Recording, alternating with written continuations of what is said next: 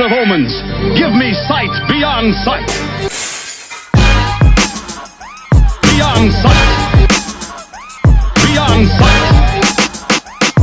Like this.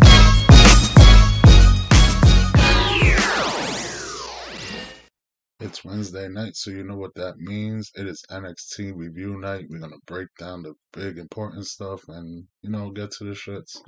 So let's start off the night with the opening of the show, which we'll get right into the talks. Tonight's show was basically a build for the NXT Takeover Stand and Deliver, which is a funny name in my opinion, Stand and Deliver. But I love the NXT Takeovers; they're always entertaining, and this card is already building up to be insane. So we get into the first main thing that I want to talk about is the debut of what's his name again? Knight. LA Knight. Here we go. Yeah, almost forgot for a second there. LA Knight's debut, which was pretty solid. I like the guy on the mic. He's amazing. Cut promos guy. He has a match, basically a squash match where Bronson Reed comes out, does a little bit of distraction, does the fat guy in the little coat spot. If you've ever seen Tommy Boy, you know what I'm talking about. And it was pretty entertaining, solid little like 5 minute, 7 minute match where it just shows LA Knight just being dominant and kicking ass, which is what they should make him do because, he's new and they're trying to build him up. So, I think that was a great way to do it. Just have him go in there, be dominant, fucking win the match. Still have Bronson Reed, do what the face does. The face doesn't really interfere to make him lose the match, so it was pretty good. I could see that being one of the matches on the 2 nights, definitely for the NXT Takeover. I'm kind of be excited for that match because Bronson Reed is a really good and athletic guy for his size, and LA Knight, I want to see more. I haven't seen that much. It was his first night. I know he's worked in other companies, but I never really watched him working in TNA. So he's gonna see what happens. So now we're gonna go to what's another possibility that they're gonna build up for NXT is Gargano versus Dexter Lumis. So we got tonight I guess you could say the end of the Dexter Lumis and Austin Theory rivalry, where it was another, back and forth match where, Dexter Lumis sells everything and tells his stories of his matches with his non-facial expressions, which are always entertaining and great to watch because he just comes off creepy as hell. Like, you could really, if Stone Cold Steve Austin wasn't Stone Cold and who he is in his career, you could see them taking Dexter Lumis and using like a Stone Cold like nickname for him because he has those eyes, he has that dead look, and he's just an incredible character. Like one of my favorite characters on NXT. Austin Theory, the young up and coming talent who's gonna be a star one day once they actually make him a face. I'm gonna say because maybe his heel run is a little bit too comical right now, so he's not gonna be taken serious as a heel basically. So, Dexter Lewis ends up winning. We get rid of that, and sooner or later, Gargano's going to get into a match with Loomis, and we're going to probably see the title drop. Who knows? All right, so we have those are the two main things that really started off the show. To me, at least in my opinion, that was good. Like, not saying it started the show, because what really started the show, I'm going to talk about at the end. So, now we're going to get to, let's see, the Cruiserweights title match, the double championship. Jordan, what's his name, Devlin and Santo Escobar cutting a great promo back and forth, and you get. Hold on a second.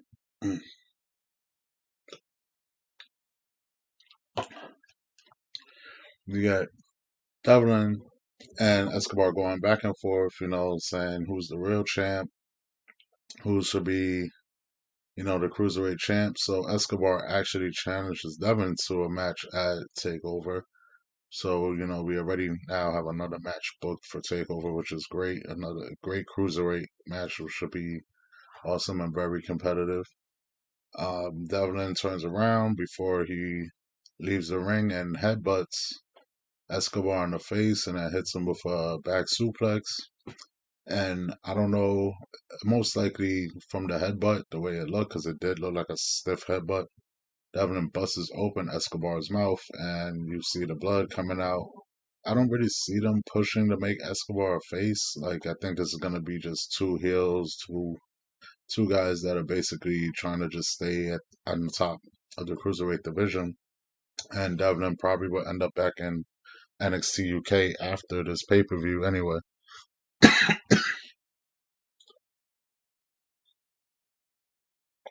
Um, all right, so now we got that. Just running through the whole card tonight. We're not trying to be on here all night. What was another thing that was actually good? I mean, honestly, NXT was a solid night. It wasn't anything too crazy, but they had some good standout points, like the Adam Cole and Kyle O'Reilly rivalry. Wow, that's a tongue tie typing thing to say. That way they building it up. You know, we already seen everything that's happening with the Undisputed Era and all of that from throughout the multiple weeks. So we get to Adam Cole coming out. Which one? I'm not sure because I watch NXT through the USA Network app. I don't watch it on cable television, so I keep wondering why the edits usually throughout the night they're kind of like not showing the entrances. They're just cutting to the ring. It's a very weird how they've been producing certain spots of the show throughout the night. So he's in the ring. He's does his promo.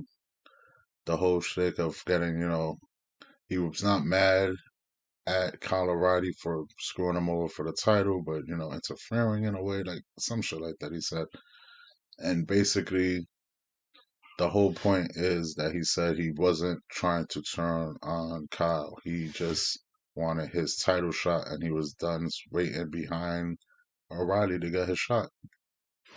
So he challenges him to a match. He said he's gonna go look for him. William Regal comes out, says he's banned from the arena. O'Reilly pops up on the screen, obviously typical WWE type shit. He cuts his promo saying he couldn't be there, but sooner or later they're gonna run into each other. Adam Cole gets mad. Adam Cole leaves the arena. Now he's saying to Regal, I'm gonna go, if I run into him in the parking lot or I run into him anywhere, it's gonna be on. So later on in the night, we basically get a quick little incident that happens where it seems like what Adam Cole was saying, Kyle O'Reilly tried to run him off the road, which is pretty funny because, honestly, to me, it looked like an episode of Cops where, they just randomly cut to some crazy incident and it's like the drunk white people arguing back and forth, which is hilarious all the time. So they're yelling back and forth. William Regal looks like the father who doesn't know why his sons are fighting. And basically, they cut away and we just go from there. They don't really give us much of that after that. So I'm gonna bring up the fact, what's her name? Zoe Starks and Dakota Kai had a good women's match. Surprisingly, Kai won clean. She didn't do anything to cheat, but they had a great back and forth match. They didn't need to have to do a whole bunch of blood in their women match to actually have a good match. Basically, they do the match. Dakota Kai wins.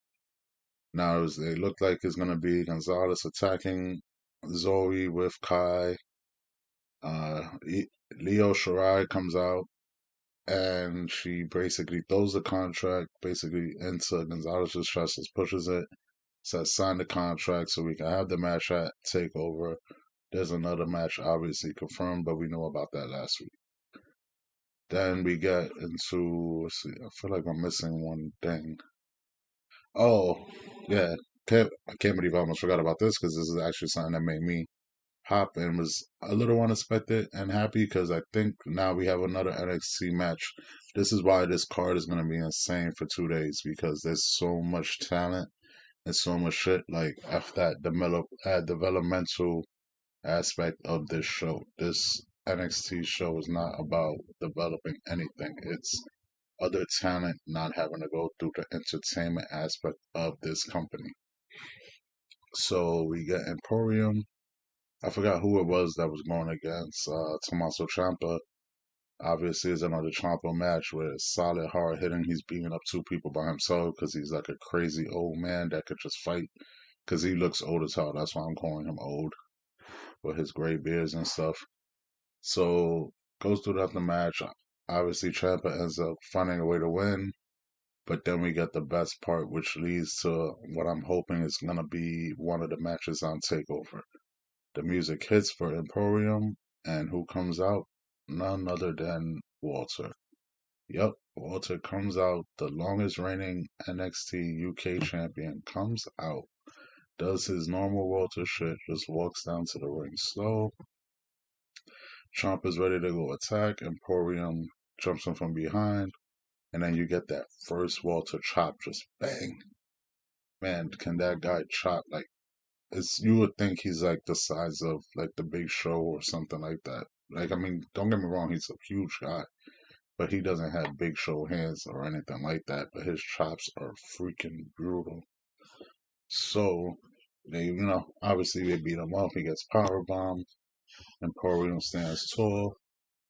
Yes, please give us that match. We need a Ciampa versus Walter match, which will be hard hitting and intense. So hopefully we lean off to that.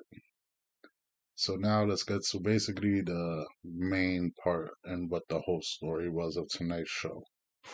The show started off, technically, yes, I did it in a non-chronological order. Sue me. So we got Finn Balor coming out. He cuts his promo. And who comes out? Obviously, Cross.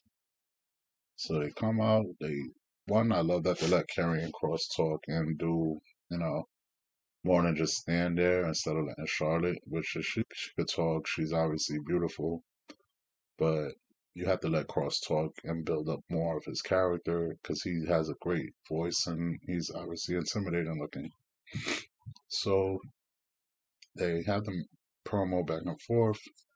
Scarlett basically says some crazy shit. I guess she's like a tarot card reader with their whole gimmick and says, that two champions against each other will be better than anything, which was a hint towards what is the main event. It's basically Cross and Finn against the NXT champions, Dexter, Danny Orton, and well, I'm never gonna remember the other guy's name. And the thing is that they're good wrestlers, but they're just not memorable like that. Like to be honest. So, what's his name? Lorcan. There we go. That's his name. So basically, they talk him into having a tag team title match. They bring it up to the end of the night. We get to the end of the night, and the match is solid. Little things are happening and shit here. Nothing too insane, but you get a spot where they actually knock Cross outside the ring while Finn is the legal man. Finn is fighting two people by himself because they basically kind of make the tag champs look weak in that match because both guys were basically having their way with the tag team champions. They didn't really do too much, I mean, it didn't make them look too weak, but they made them look a little bit more beatable than what they should have been, in my opinion. So we got the spot to build up heat for, the main event at NXT TakeOver. Finn Balor's outside the ring. He's going to run and do his, patented drop kick to the guy outside the ring to like shoot him across, on the other side. He does it.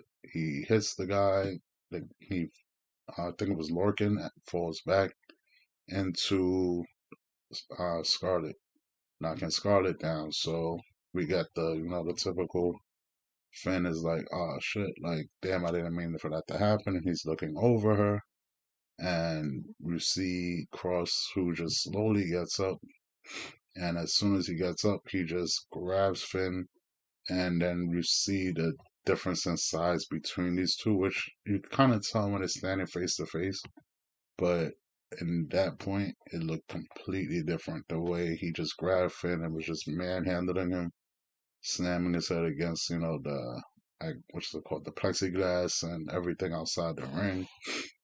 He's beating him up. He takes him in the ring, hits him with the Doomsday, and then, whatchamacallit, the NXT champs, they come, hit him with their finishing move, boom, 1, 2, 3, match over. Cross gets in the ring. Cross just basically destroys all three men by himself. And while Finn is laying on the floor, we get Scarlett to look like she's talking to him, saying shit to him. He gets up, and then Cross does his patented forearm to the back of the head to knock down Finn again. And he ends up standing there tall, perfect, the build, the perfect build, because this match didn't really have the heat like they went into it last week, which was Cross standing behind him and then Finn saying, I've been waiting for you, what took you so long? But we needed like a little heat, we need something so they could do some little promo shit before the match to sell it, makes it a lot more entertaining for us as fans, to be honest. So we got all of that, and now we're gonna get to one of the biggest speculations that I think I've seen a couple of people say on Twitter, which I think will be kind of cool. And I did think it, but I wasn't sure because of the certain concept that comes to this aspect. Um, a lot of people are looking for Demon Finn. Demon Finn, I would love it. I would love to see Demon Finn come back. It's been almost, 2 years? 2, 3 years probably you could say that we haven't seen Demon Finn because he wasn't even Demon when he had his whole run up to the Fiend when the Fiend finally killed him off. So the Demon's never technically lost, you know? So if it was like Demon Finn versus Cross, would be fine because there's, obviously the Monday after WrestleMania show that always debuts new people, so they could always they might bring back Finn, they might debut Cross, because he could go right up to the main roster himself and be a big part and really be dominant and help the roster a lot on the main show. But to have Demon Finn come out and actually lose would be surprising as well, because you don't have to move Finn either. Finn could stay on both sides of the fence and just do whatever. Finn, honestly, is probably better off going to the main roster again and getting a main run and somebody actually giving him the title, but you have to let him not be the happy, smiley guy that he was. Vince can't let that happen. We can't let that happen. He needs to go in there and have the same gimmick that he has right now. And, go work with AJ, go work with Edge, go work with Big E, Daniel Bryan. There's so many people out there that he could really work with on this roster. Have a rematch with Seth Rollins after what happened with him and Seth. Like, he beat Seth for the Universal title for the first time. Like, the first Universal Championship champion was Finn Balor. So imagine him coming back against the Messiah and, calling him out, and you just build it up. Like, not everything has to be based off of winning a title. You can build actual storylines. I see a lot of great in Finn, and I think that being at NXT is good for him, and he helps that roster a lot because he's probably the best person there besides Adam Cole, and he needs to just move up to the main roster and get the respect that he deserves, because nobody on that main roster is that much better than him. He is as equal as everybody that's a top guy there, in my opinion. So that's pretty much a lot of the gist of it. We have a lot to talk about. We got 3 weeks, they say, so it's 3 to 2 weeks before we get to Takeover, which is going to be 2 shows, 2 pods about it, and it's going to be an amazing thing. I really enjoyed NXT. I recommend if you sat here, listen to me ramble about, wrestling and how I break it down when I'm by myself, because it's a little harder to talk about it by myself. For me, at least, I'm still working on it. Then you'll understand, like, what? this show is actually really good. It's not hating on the other show on Wednesdays because the other show on Wednesdays does bang and does have some good stuff sometimes. But NXT is what my preferences. Everybody's allowed to have their own preferences. So, you know what? Another good NXT night. Nothing bad about it that you could really point out.